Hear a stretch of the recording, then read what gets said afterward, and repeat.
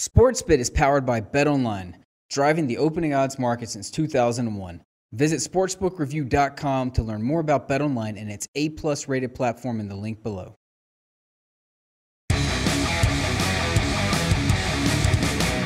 Live from Las Vegas. Well, recorded live from Las Vegas on a Monday morning. It's Teddy Covers here on Sportsbit. Betting insight today from SBRpicks.com. As we do every Monday during football season, we're going to start the show with what I call BBBBBB, bad beats, bad bets, bad for the books.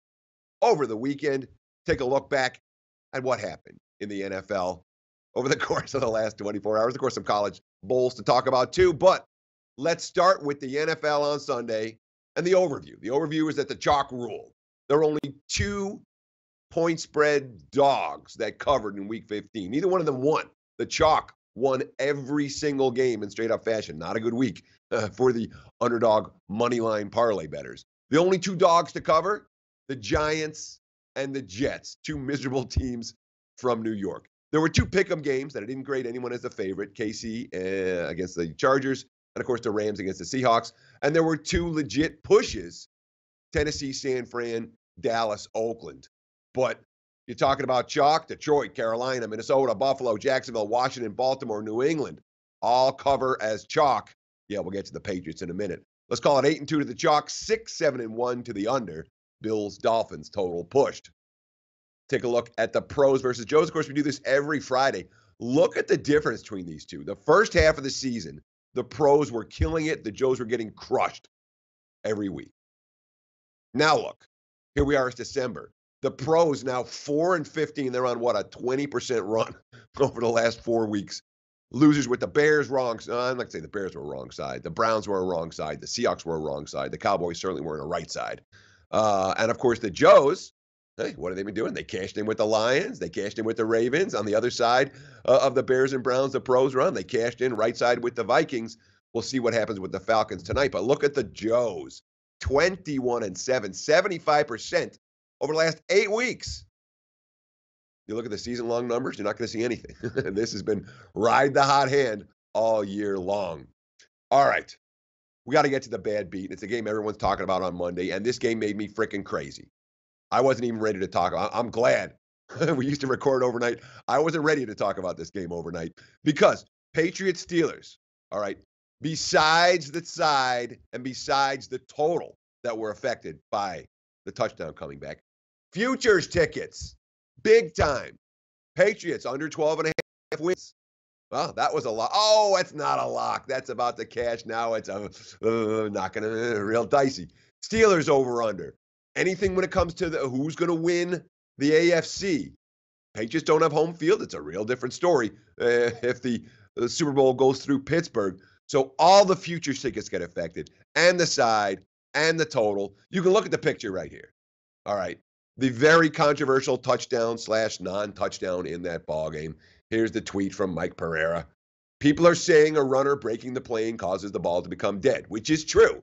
But the receiver does not become, hang on a second. The receiver does not become a runner until he completes the process of the catch.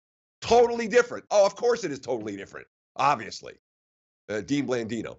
That's the rule, and it's a bright line. If you're going to the ground to make the catch, you have to hold on to the ball when you land. He isn't a runner until he completes the catch. So goal line is not a factor. It's an incomplete pass. And you look at Rule 8, Section 1, Article 3, Item 1, a player is considered to be going to the ground if he's not, whatever. I'm not going to read the whole thing. He must maintain control of the ball until after his initial contact with the ground, whether in the field of play or in the end zone. Whatever. The tweet that mattered, Rich Eisen. I respect Rich Eisen a lot for his commentary. He's not afraid to criticize the league despite his position of being the league's broadcaster.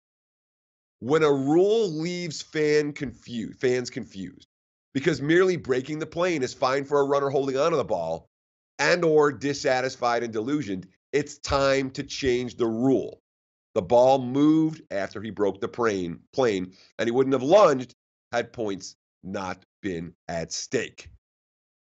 Yeah, all right. So the Steelers, instead of winning in the game going over the total, the Steelers lose. The Patriots cover. The game stays under the total. New England's win total looks good. New England futures looks good. Pittsburgh's futures take a beat. And that is that when it comes to Pittsburgh, New England, as tough as it gets for bettors that had any number of tickets in that ball game. Even though, let's be honest, certainly the over wasn't a right side. Lucky to get there, and then even more unlucky not to get there. How about this for a bad beat? Jets Saints under 47. That game was sitting on 37 at the 2-minute warning. The Jets score with $1:51 left, and you know how it goes. One first down, they're going to run out the clock. Saints ball, $1:33 left. No Jets timeouts. Almost close enough to kneel. They're going to run one play and then kneel. Instead, Mark Ingram runs in for 50 yards for the touchdown. Affected teasers, affected the total. That, not a good result. There was a legit middle yesterday with the Titans and the 49ers. That game landed on 2, bounced between San Fran -1 and San Fran -2.5 all week. And all the middles we've talked about in the NFL all year, they're falling on 2s, they're falling on 5s, they're falling on 8s. The 3s and 7s that everyone's paying all this money to get hasn't made a whole lot of difference when it came to the middles. This one, line shoppers get paid. Otherwise, didn't work out well. Wild game between the Titans and the 49ers. Ended up landing right in the middle. Bad bets. The Bears took a ton of money on Saturday, and then Mitch Trubisky threw 3 interceptions and was sacked twice, and it wasn't pretty for Chicago. Really an ugly game for the Bears. They fought the good fight. They didn't really fight the good fight there. The money came on Chicago. That was wrong. North Texas took money in bowl action, +6.5 to +5.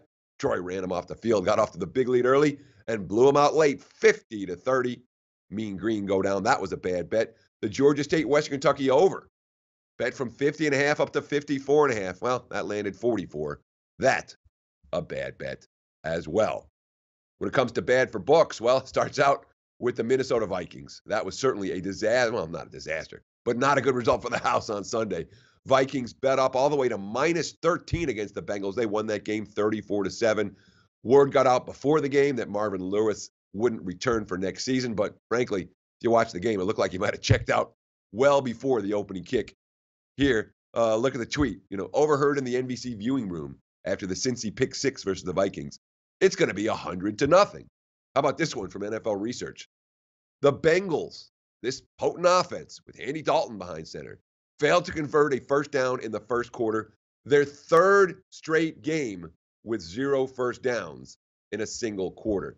That's 3 games in a row where Cincy has gone a whole quarter without moving the football. That offense not clicking, and a very bad result for the books yesterday.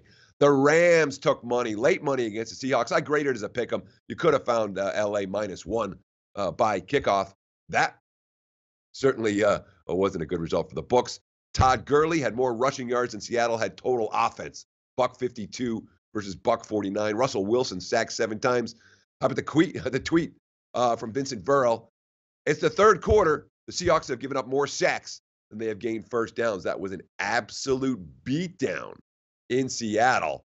Rams made a statement yesterday. Maybe the Seahawks made a statement as well, but that's certainly not a good result for the house. Cardinals, Redskins, man, that total got steamed. Under 44 down to 40.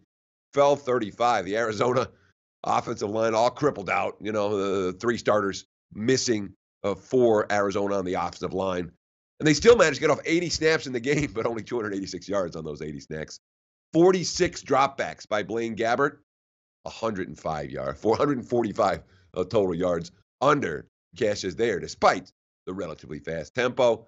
And another bad result for the books. Marshall, +5.5 down to +3 against Colorado State. Colorado State came out flat as a pancake. They gave up a 90-yard, a 76-yard, and a 68-yard touchdown.